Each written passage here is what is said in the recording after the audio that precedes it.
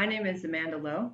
I have a PhD in clinical psychology, and I used to be a psychotherapist and a college teacher, and now I'm a consultant. I help people find the right type of mental health treatment for themselves. I help them get into therapy, and I also help spiritual people develop themselves through reflection. In this talk, what we're going to be doing is this initial part is going to be a recorded presentation. And then at the end, we're going to do a live discussion. So I hope you enjoy the talk, and I look forward to talking to you live in a few minutes. So I wanted to begin this by talking a little bit about how I came to be where I am now. So a couple of years ago, I'd been on the spiritual path for a really long time. And a couple of years ago, I admitted to myself that I actually had a really quite ambitious spiritual goal, which is that I wanted to achieve unshakable inner peace. And that seemed to me that had been something that had been secretly there for a really long time. And I'd never really been able to admit it to myself because it just seemed ridiculously ambitious and something that a contemporary American New Age person could not possibly achieve. That was something for yogis or, Christian monks or, other people who are, part of these long spiritual traditions and have the opportunity to have a life of real discipline. But at this point, once I admitted that to myself, I realized that that was my goal and that I was going to commit to doing it. And I joked to my friends and family that I am committed to achieving unshakable inner peace or die trying. And I realized that, hey, what's wrong with trying to do something really difficult? Even if I don't make it, I'm sure to make some kind of progress.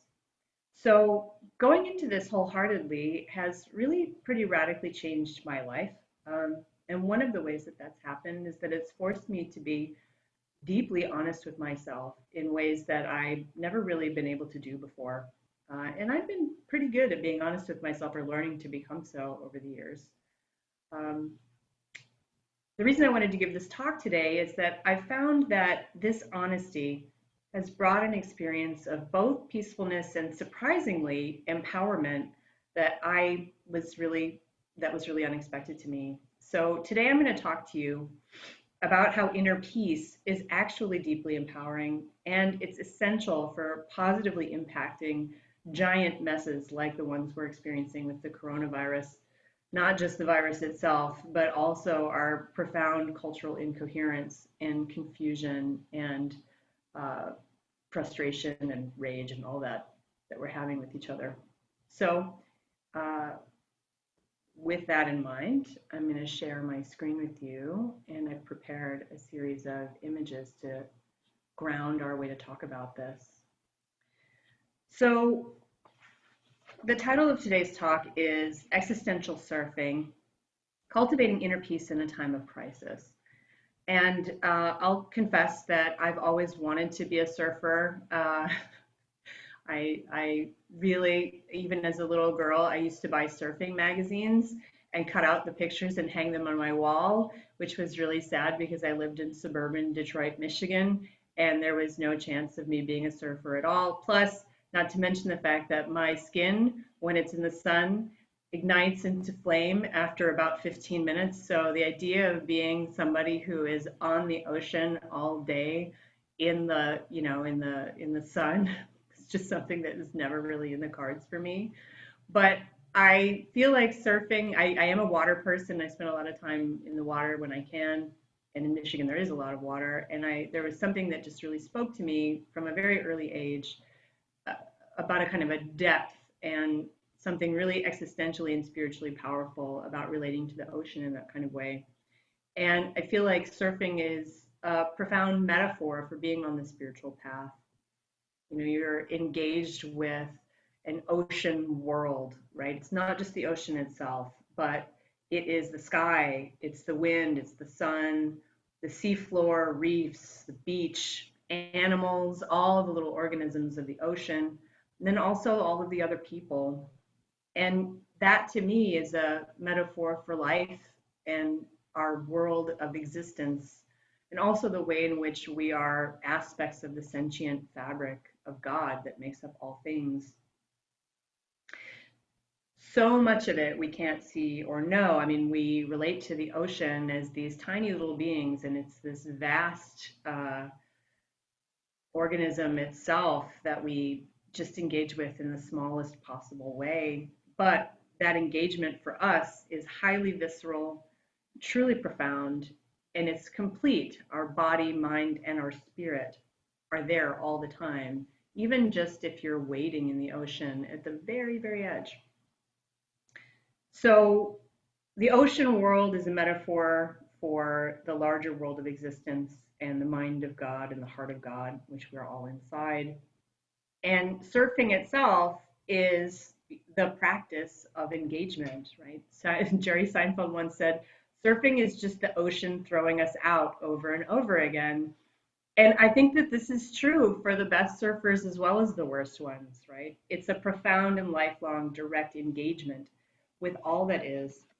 And it's really hard. I mean, it's easy in some ways, but it's really hard. And it encompasses all of the complexity of things being both fun and serious, beautiful and dangerous, and both peaceful and challenging, right? And that's what, to me, the spiritual path is all about. You have these profound combinations of really deeply meaningful experiences that, and it can't be reduced to one or the other, right? Fun and serious, beautiful and dangerous, peaceful and challenging. It's all there.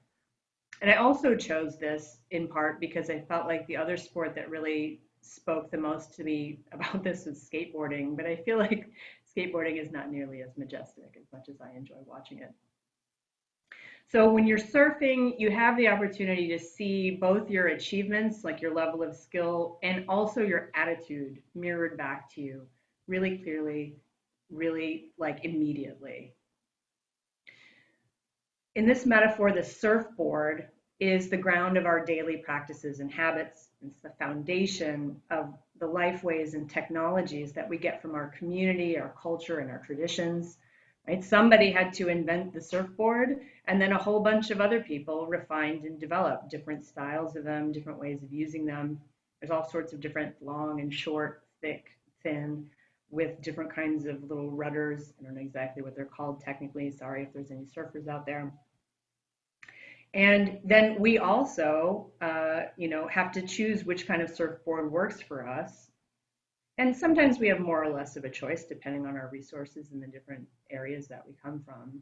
But it's, the surfboard is, our way of relating with our bodies and our cultural knowledge to the aspect of all that is that's available to us in this particular incarnation.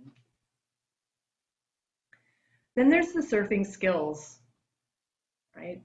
Physical balance in an ever-changing dynamic condition. It's also about lawful conditions, right? It's like we're always in this process where we're relating to the ocean and all of the other aspects, right? The sky, the animals, the other people. And that's always changing, but there's a kind of set of patterns and rhythms and structure to that that you can get to know in a deeply intimate way.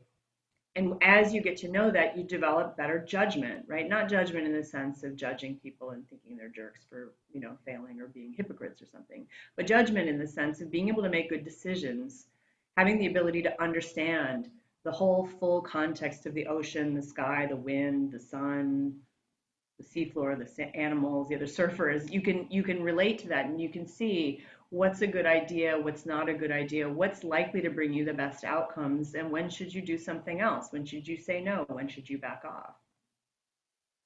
And overall, learning to surf, right? The process of learning to surf and developing mastery, and then even once you develop mastery, riding that out as far as you can go to the ultimate mastery, wherever that is.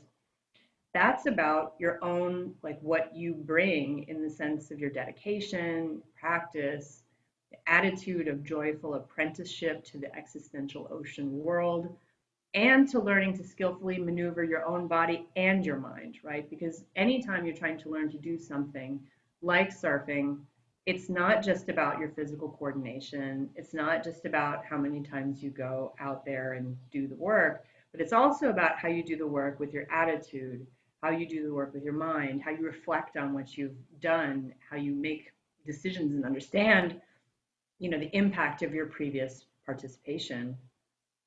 And learning to serve also involves community, right? It involves learning from other people, it involves using other technologies.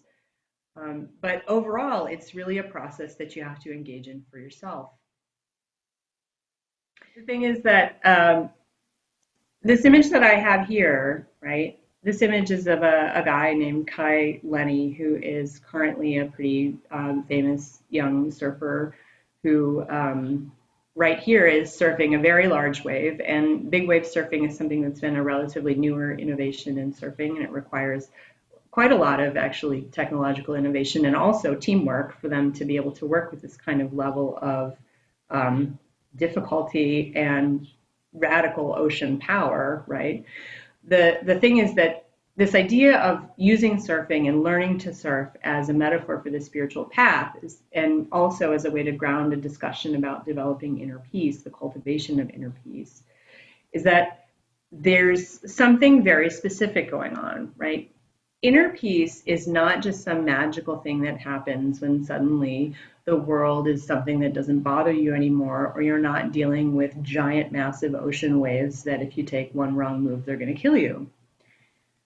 The realization of inner peace is the outcome of learning, and it has to do with this constant dialectic and process between radical acceptance of the reality that you're experiencing and also your opinions about that reality, kind of total honesty with yourself, as well as you're able to manage, obviously.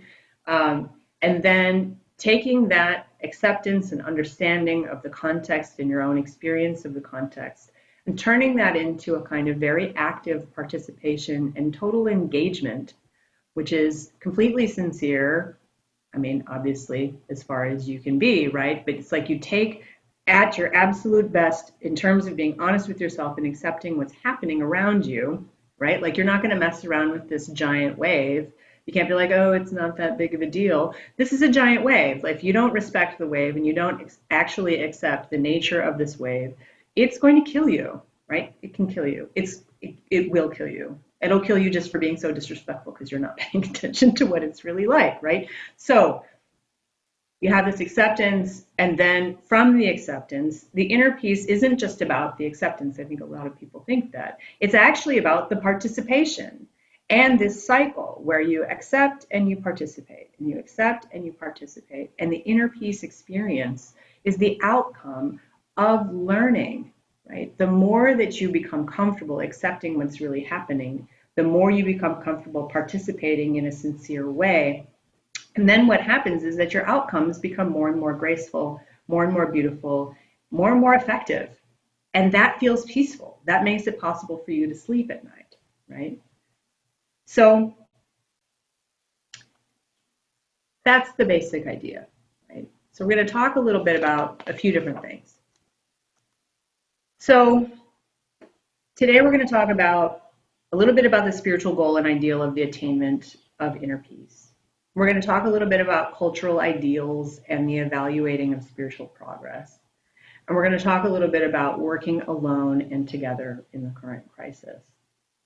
So, unshakable inner peace, the definition that I'm using is that unshakable inner peace is the ability to receive and participate in reality in a permanent state of wakefulness to the divine nature of oneself, others, and all that is.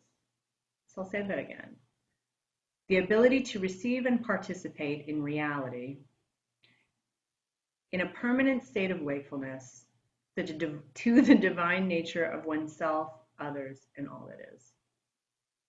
Right? This is extremely hard to achieve, right? This is, I mean, being able to be permanently awake to the divine nature of oneself, others, and all that is, and to constantly be receiving and participating from that place.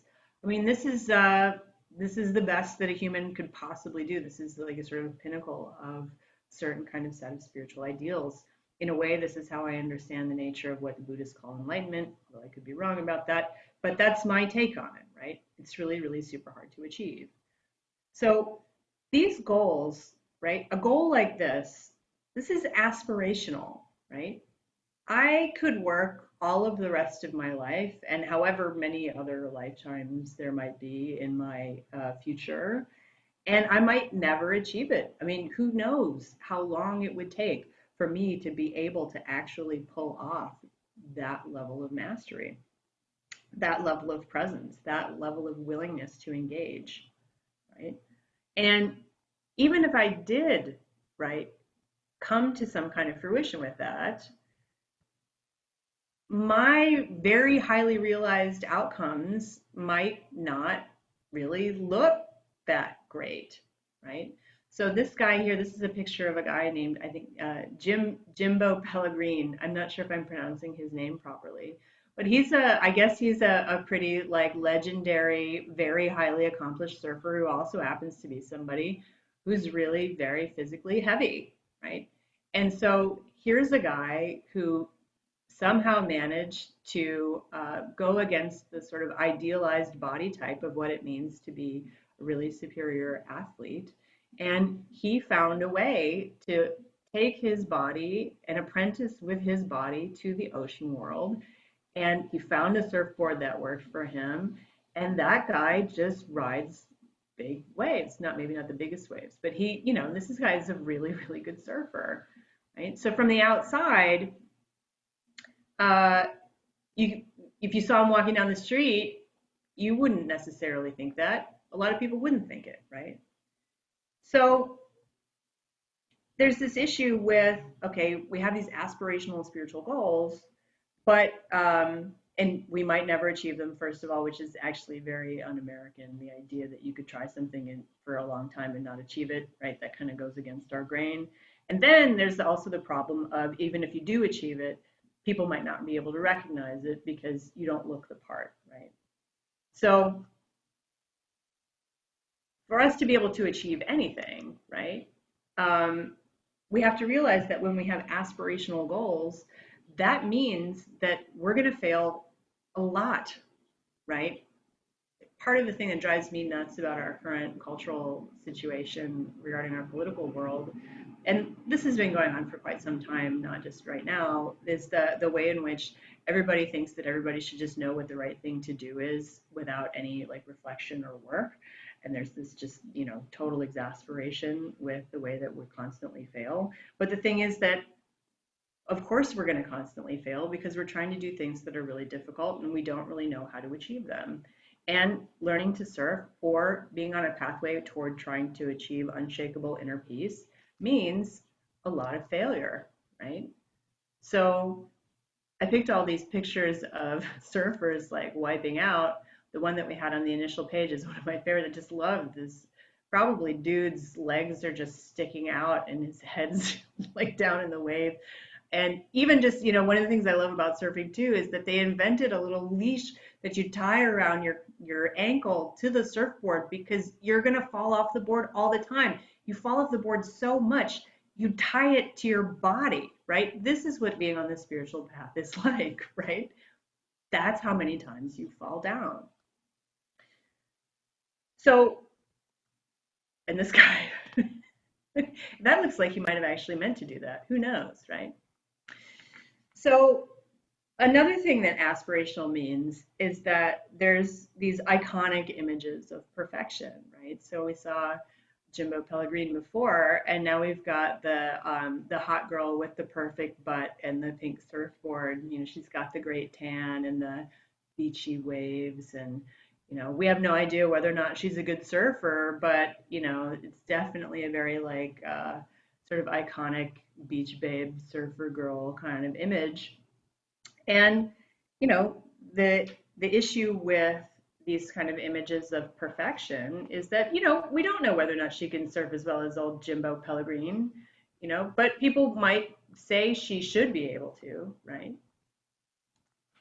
And even, this is actually Kai Lenny, the guy we saw on the big wave earlier. And boy, isn't he the iconic image of like chiseled, sort of manly Hawaiian, masculine surfer beauty, right? Turns out I think he might actually be a really cool person. I did some reading about him, so I'm not saying that he's just a stuffy jerk, but or like, full of himself or something, because I obviously don't know him, but he really looks the part, right? And if we think about somebody like him as like an ideal for us, it's really easy to get caught up in spiritual materialism, right? And to think that, part of how we know that he's so good is that it's because of the way he looks, right? Outward appearances do not tell us about inner realization. As much as we get caught up in this kind of abundance language about how, being sort of wealthy or accomplished or having like the world's nicest altar pictures on Instagram means that we're spiritual. None of that tells you anything about somebody's level of inner realization, right? And the truth is that we're all just real people doing our thing, you know?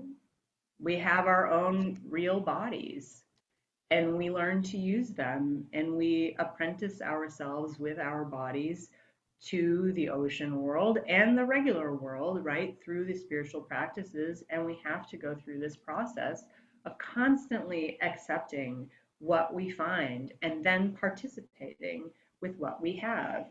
And the more honest we can be about that, the more we can find the joy in just being actual human beings in our particular context. Like these poor people live in a world where it's not sunny. This sort of reminds me, I used to live in Northern California. And in Northern California, the ocean is incredibly beautiful, but it's also really cold and really foggy a lot of the time, right? So if you want to go swimming, you have to get used to being in water that's really, really cold, you know? And that's beautiful. But some people wouldn't really appreciate that because they think it's got to be sunny and warm all the time. Really like this picture of Russell Brand. He's really, I really feel like he's got the sort of gender thing going on here, and I also I kind of appreciate his willingness to be honest and tell the truth. Um, and he's working with what he's got, right? And then even like this guy, I really love this picture because I feel like this guy looks like a lot of guys I know, people's husbands, boyfriends, sons, dads. And he's out there. It looks to me like he's having a good time. It looks to me like he's trying to figure out how to do this. And he's also not on a wave that looks very big. That might even be the wake from a boat, it looks like. But there's something really, really beautiful about his participation here, his willingness to be the body he is and the man he is, right? And then this last image, I hope that you're all laughing because this is meant to be a joke, but it's also, there's something about this that really touched my heart. Seeing this elderly woman who's got to be, grandma or nana on vacation with family. This has got to be where this image comes from. And she's in the most American of all contexts, which is in front of like a fake picture of a big wave with a pipeline on a, on this surfboard mounted on a box that's screwed together and painted. Sorry. Anyway, this is one of the most American images I could ever find, hope to find. And I feel like whenever I started out on my spiritual path, I felt like this was the best that I could do, right? I felt like compared to all of the, sort of great spiritual attainers in history all throughout the world, indigenous or from other traditions or from our own European tradition, like, but before it all got decayed into capitalism, all of those people had access to reality and all of those people could be the world's greatest surfers. And I would be this lady, right, with really bad balance and, no access to the real thing. But even this, there's a sweetness in this woman's face and there's a love for her family. And in fact, her spiritual attainment may be much higher than somebody who can actually do the surfing and not reach that inner place. So it's not what it looks like that's important. It's the inner spirit and meaning of the act that counts. It's easy to get caught up in spiritual bypassing, which is when you think you're actualizing the ideal.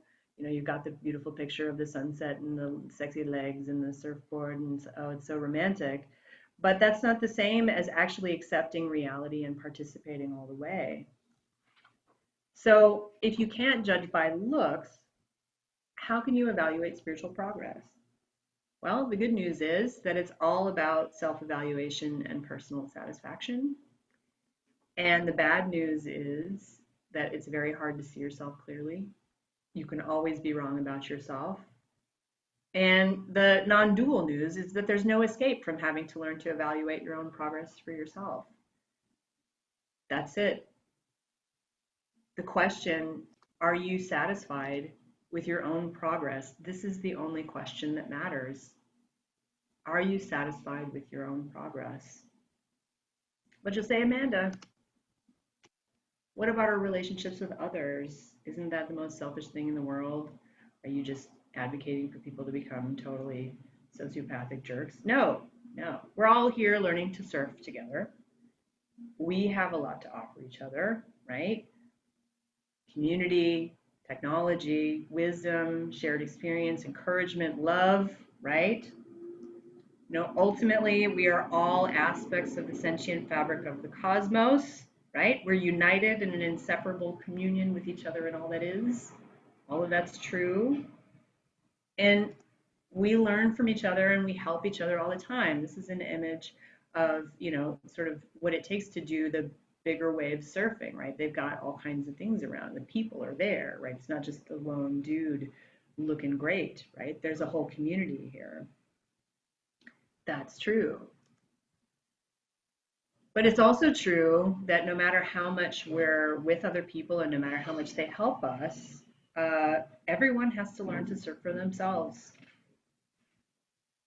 And in the sense of developing something like the spiritual attainment of unshakable inner peace, the only one who can do that for you is you. You're the one who has to learn to stay on the board. You're the one who has to get up in the morning and go do the work. You're the one who has to wipe out 1,000 million times and get all the water up your nose. That's just how it is, right? So right now we're in a situation that involves very dangerous surf. Everybody's afraid. There's a lot of confusion, anger, instability. It's really hard to know what to think or who to believe or how to make good decisions. And it's easier than ever to judge by appearances and to be tempted to tell each other what to do, to shame each other for not living up to ideals. And also, I think, to think that cultivating inner peace is a selfish waste of time. I think a lot of people think that peacefulness or an inner peace is about a refusal to engage and a kind of spiritual bypassing, pretending that dangerous and difficult things are not dangerous and difficult, but that's not true. Inner peace is not about pretending that everything is fine. It's about accepting your experience of what's real and participating very strongly based on your understanding of that and trusting more and more that as you go forward doing that, your participation will become more effective, right? And by more effective, I mean having outcomes that bring greater joy, greater beauty, greater well-being, greater wisdom, right? Life itself is messy, difficult, and dangerous, really dangerous, right? If you think about something like surfing, right, it's a beautiful, beautiful sport, but it's also incredibly dangerous. People get hurt all the time, right? And like I said, if you're not paying attention and you're being disrespectful and you're not being honest with yourself about your level of skill and the conditions that are present, it can kill you, right? I don't know how many people die every year from surfing. I didn't look it up, but it's not no people, right? It's not zero. So the thing is that life is also beautiful, intelligent, and conspiring to help you and all of us, right? To awaken, right? It's our problems and our joys that help us to awaken. The difficulties and the beauty are part of the program. So like this young woman here, she is a pretty famous surfer, Bethany. Bethany. Oh, I'm sorry, I can't remember her last name. She's Googleable. You can Google girl surfer shark attack. And you know, when she was a teenager, she was surfing and she got her arm bitten off by a shark. I mean, that's pretty messed up. And she still surfs. She went back to surfing. She survived a shark attack. And she went back to surfing. And then she went on to get married and have children. And she has a kind of life of a parent, you know, well-being and post-traumatic growth, right? And this, you know, I think her image is a really great example of what I'm talking about here. You know, engagement with life in a deep way and a real strong commitment to trying to attain a spiritual ideal when you do it honestly, right? Not in a spiritual materialism kind of way where you get the expensive Tibetan bells that make it look like you're meditating, but when you actually go out there and get in the water and risk having your arm bitten off by a shark, which actually can happen and does and did happen to this young woman, right? You go and you do that, and then you keep living, right? You keep engaging, you keep working, and that difficulty is a part of the entire situation. So, and that difficulty, like right now, one of the things that we're facing is that, you know, a lot of the difficulties that we're experiencing culturally are not just terrifying, but they're also cringe inducing. Like we're often really disgusted with our situation and what's happening around us. But that too, that disgust that we have to deal with, this is part of, this is, you know, this is our arm getting bitten off by a shark, metaphorically speaking, as a culture. So no matter what we've been taught or what others might expect, right? We have the opportunity and we always have the to be honest with ourselves about our own situation. And there's you don't need to tell it to anybody else. You don't need to admit to anybody else what you really think. Sometimes it's totally impossible to do that. What you need to do or what you can do, it's not even what you need to do, what you can do in any moment. Freedom is available to you in any moment because you can be honest with yourself. And that being honest with yourself is the first step towards effective action. And it's the first step towards inner peace, right? Each time you're honest with yourself, just honest with yourself about what you really think about your situation, what you really see, what you really feel, what you really think. From there, you can begin to find a way forward that you will feel good about and you will like be satisfied with, and that will allow you to sleep at night, and that will bring you closer to understanding and seeing the beauty of God all the time, the numinous oneness of the sentient fabric of the cosmos. This picture here is of a guy who does surfing on, I believe it's Lake Superior, which is one of the Great Lakes from my home state of Michigan. And these people, the only time they have really good surf on the Great Lakes is in the winter. And it's really, really, really cold. And these guys have figured out how to do it, right? They wear the dry suits and they go out there and they get hypothermic and they surf in fresh water, which is much harder because it's not nearly as buoyant as the ocean. And somehow they pull it off and they don't die, right? How do they do that, right? It's that total acceptance and that complete participation, right? They have been able to be honest enough with themselves and also to bring themselves wholeheartedly with their desire, right? Their desire to serve, to have a greater and greater ability to take on giant problems and challenges and to do so successfully and gracefully. It's not that they experience waves like this, these huge waves out there on Lake Superior, right? But the challenge of the surfing there is just as great, right? Or even in some ways greater. But they're able to work with it successfully, gracefully, even though it's extremely difficult.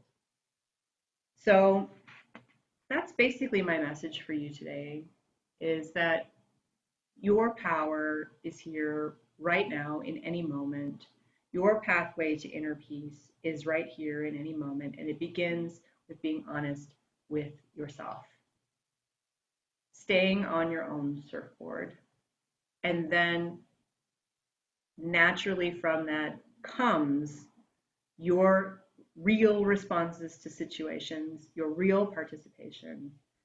And as time passes, this becomes more and more and more and more attuned, immersed, effective, communing with all that is. So I'm going to say thank you for listening.